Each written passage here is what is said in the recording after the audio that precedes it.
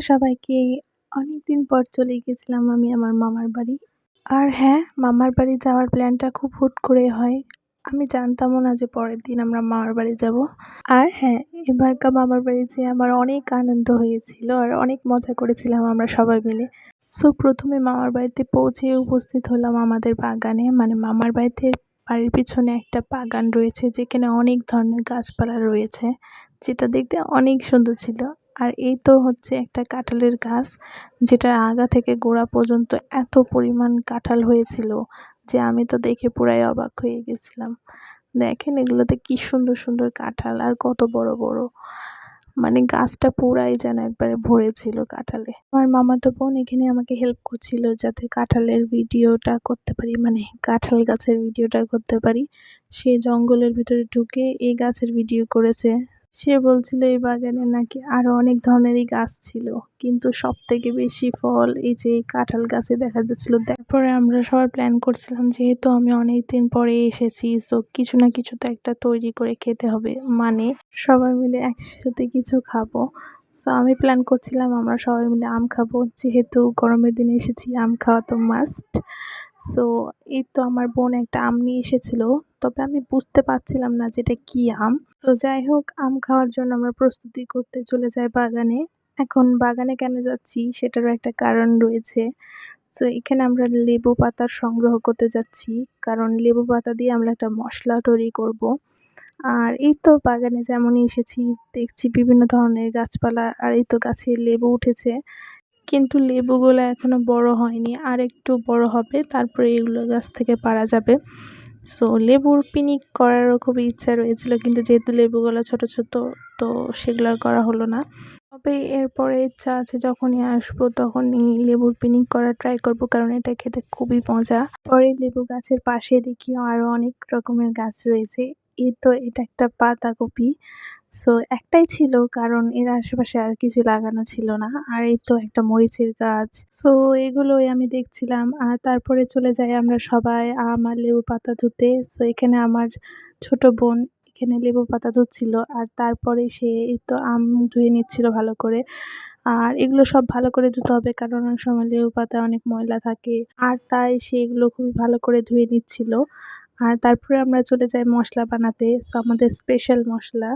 So এর জন্য একটু সর্ষা, একটু কালো সর্ষা দিয়ে দিলাম, দিয়ে হালকা একটু রোস্ট করতে হবে, মানে একটু শুকনো খোলায় ভেজে নিতে হবে আর কি। আর তার মধ্যে মরিচ, একটা শুকনো মরিচ, আর কচি দেখে লেবু পাতা, মানে যেটা কচি লেবু পাতা হয় সেটা দিয়ে এটা করা হয়। আর হ্যাঁ, শুকনো খোলায় ভাজার সময় দেখা যাবে যে লেবু পাতা থেকে একটু জল বা পানি বেরাচ্ছে। সো সেক্ষেত্রে সেটা ভেজেই যেতে হবে, কারণ এটা আপনি আপ শুকিয়ে যাবে। এখানে দেখাই যাচ্ছে যে হালকা জলের মতো বেরাচ্ছে, কিন্তু এটা যখন শুকনো খোলায় ভাজা হবে তখন এটা শুকায় যাবে। সো ভালো করে ক্রিস্পি হওয়া পর্যন্ত এটা ভাজতে হবে। মানে পাতাটা যখন দেখা যাবে যে এবারে শুকনো হয়ে গেছে, তখন জিনিসটাকে উঠায় নিতে হবে। আর তারপরে আমার বোন জানি না কেন একটু লবণটাকে একটু টেলে নিচ্ছিল। জানি না এটা প্রয়োজন কিনা, বাট সে সামান্য একটু গরম তাওয়াতে টেলে নিচ্ছিল। আর তারপরে এই তো আমার বোন লেবু পাতা, শুকনা মরিচ আর সর্ষাকে বাটছিল। সো এর সাথে একটু জিরা দিলে ভালো হয়। গোটা জিরাকে ওই একই সাথে যদি ভেজে নিয়ে তারপরে হচ্ছে বাটা হয়, তাহলে আরও ফ্লেভারটা অনেক ভালো হয়। কিন্তু এই সময় আমাদের কাছে জিরাটা ছিল না। সো এখানে আমার বোন, মানে ট্যালেন্টেড ছোট বোন, বেটে নিচ্ছিল। সো খুব ভালো করে বাটতে হবে, আর এই তো খুব সহজেই বাটা যাচ্ছিল, কারণ লেবু পাতাটাকেও হচ্ছে টেলে নেওয়া হয়েছিল, যার জন্য এটা সহজেই বাটা হয়ে যাচ্ছিল। আর হ্যাঁ, অবশ্যই কচি লেবু পাতা হলে সহজেই জিনিসটা করা যায়। একটু যদি পাতাটা ম্যাচিওর হয় বা বড় হয়, তাহলে সেক্ষেত্রে একটু মুশকিল হয়। সো এটার ফ্লেভারটা এই লেবু পাতার জন্যই অনেক ভালো হয়। হ্যাঁ, একটা গুরুত্বপূর্ণ কথা, এই জিনিসটাকে না অনেক মিহি করে বাটতে হবে, যাতে পাতাটা অনেক মিহি হয়ে যায়। আর এটাকে ইচ্ছামতো কাস্টমাইজ করা যাবে, মানে নিজের ইচ্ছামতো কোনো মশলা বা কোনো কিছু চাইলে এখানে কাঁচা লঙ্কা বাটা ব্যবহার করা যেতে পারে। বাট বেসিক যদি বলা যায় তাহলে এটা হচ্ছে রেসিপি। আর এটা দিয়ে কোনো ধরনের মাখামাখি খেতে অনেক ভালো লাগে, আর বিশেষ করে কোনো ফল বা কিছু। সো এটা এখন বাটা হয়ে গেছে। আর বাটার পরে এই তো ওই যে টেলে রাখা লবণের সাথে এটা জাস্ট একটু মাখায় দিতে হবে। তো এখানে আরেকটা কথা যে আমি না এই জায়গায় একটু বিট লবণটা প্রেফার করি, বাট যেহেতু ছিল না তো তাই। আর তারপর আমরা ৪ জন মিলে পেয়ারা পাতাতে সেই লবণটাকে ঢেলে নিচ্ছিলাম। সো পেয়ারা পাতাতে সবার একটা আলাদা, আলাদা প্লেটের মতন হয়ে গিয়েছিল। এই তো সবাই মিলে একটু রং-ঢং করছিলাম। তারপরে আমরা ডিসাইড করি যে ছাদের উপরে যেয়ে খাবো, যেহেতু একটা ফিল নিয়ে আসার জন্যে। আর এই তো আমি সুন্দর করে ডেকোরেশন করি আর আমরা সবাই মিলে ছবি তুলছিলাম। আর এই পর্যায়ে একবারে মুখে জল চলে আসছিল, কারণ লবণটা এত ফ্লেভারফুল হয়েছিল যে এত সুন্দর একটা ঘ্রাণ দিচ্ছিল। আর আমাদের ছবি তোলা শেষই হচ্ছিল না। তো তাড়াতাড়ি করে ছবি-টবি তুলে এই তো আমরা খাওয়া শুরু করি। সো এই পর্যায়েও আমরা জানতাম না যে আমটা এত টক হবে যে শেষমেশে আমরা খেতেও পারবো না। সো ১ম এ আমার খেয়ে একটু ওকে, ওকে লাগলেও পরে বুঝতে পারি যে আমটা অনেক টক। আর এতটাই টক যে আমি খেতে পাচ্ছিলাম না। বাট আমার ছোট বোন সে তো পুরাই খেয়ে নিয়েছিল, কারণ তার টক নাকি অনেক ভাল লাগে। সো সেই শুধু খেতে পেরেছিল। আমরা আমাদের মধ্যে কেউই এটা ভালো করে খেতে পারছিলাম না। সো আমরা ১-২ কামড় খেয়েই এটাকে কিন্তু ফেলে দিই। আর সম্ভবত এটা ফজলি মনে করলেও সেটা ফজলি ছিল না। এটা মনে হয় আশিনা ছিল সম্ভবত। কিন্তু এত টক আমার বোন খেলো কেমনে আমি তো সেটাই ভাবছিলাম। যেহেতু মসলাটা এত কষ্ট করে বানিয়েছিলাম, সো আমরা কেউ এটাকে নষ্ট করতে চাইছিলাম না। সো আমরা ডিসাইড করি যে অন্য কিছু দিয়ে খাবো। সো আমার বোনরা সেগুলো আনতে গেছিল। আর এরই মধ্যে ঝড় শুরু হয়ে যায়। মানে এত শান্ত পরিবেশ দেখছেন কিনা? আর তার একটুখানি পরেই এই তো এত তুমুল পরিমাণে বাতাস হচ্ছিল যে সব লবণ-টবণ সব একবারে উড়ে যাচ্ছিল। শেষমেশে আমার বোন কোথায় থেকে একটা ফজলি আম জোগাড় করে নিয়ে আসে। আমটা একটু ছোট থাকলেও সবাই মিলে খেয়ে হয়ে গেছিল। তখন আমরা সবাই বলছিলাম যে, "এই আমটা আগে কেন নিয়ে আসিসনি?" সে আসলে এই আমটা রেখেছিল মনে হয় নিজের জন্য। যাই হোক, আমরা সবাই মিলে আমগুলা খেয়েছি। আর আবারও এই তো aesthetic এর সবকিছুই শেষ হয়ে গেছিল। আমরা সবাই একটু ছবি তোলার জন্য এরকম করছিলাম। আর হ্যাঁ, একটা শসাও ছিল। সেই শসাটা দিয়ে ভাবছিলাম এটাও খাবো। সো সবাই মিলে এই তো একটু এনজয় করে খাচ্ছিলাম। আর এক পর্যায়ে আমরা কত সুন্দর করে সাজিয়েছিলাম। আর এই তো বাতাস উড়ে কি হয়ে গেছে, লন্ডভন্ড সব হয়ে গেছে।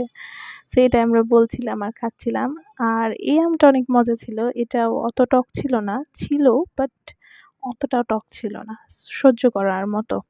সো এটা খেতে, খেতে আমাদের খাওয়া যখন কমপ্লিট হলো তখন ভাবছিলাম যে এখন শসাটা খাবো। কিন্তু আমার খাওয়া এখনো শেষ হয়নি। সবাই আমাকে বলছিল যে তাড়াতাড়ি খা। কিন্তু আমি মজা করে খাচ্ছিলাম আর প্রকৃতি, আশেপাশের পরিবেশকে উপভোগ করছিলাম।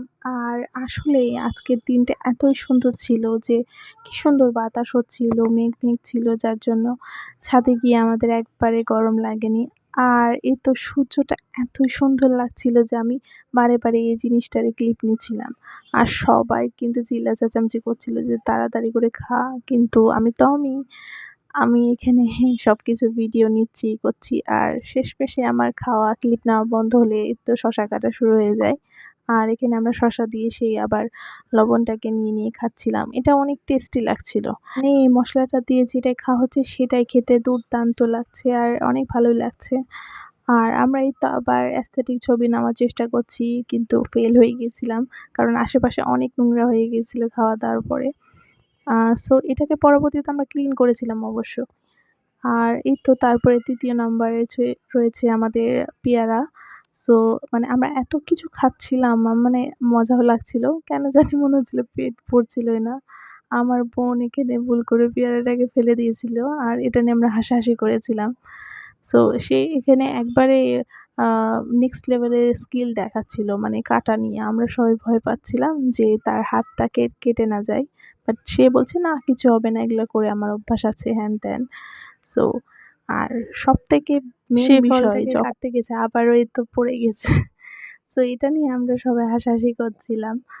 আর ভাগের দায়িত্ব ছিল তার কাছে। কারণ যেহেতু সবাই খাবো, তো ঠিকঠাক যদি ফলের ভাগ না হয় তাহলে সবাই রাগ করবে। সো এটা নিয়েই কথাবার্তা বলছিলাম। আর এই তো আবারও এটা খেতে এত সুন্দর লাগছিল। সো আমাদের খাওয়া-দাওয়া কমপ্লিট করার পরে আবারও আমি কিছু ক্লিপ নিই। আর এত সুন্দর লাগছিল আশেপাশের পরিবেশ, হালকা বাতাস হচ্ছিল। তো এটুকুনি ছিল। Thanks for watching. Okay, by.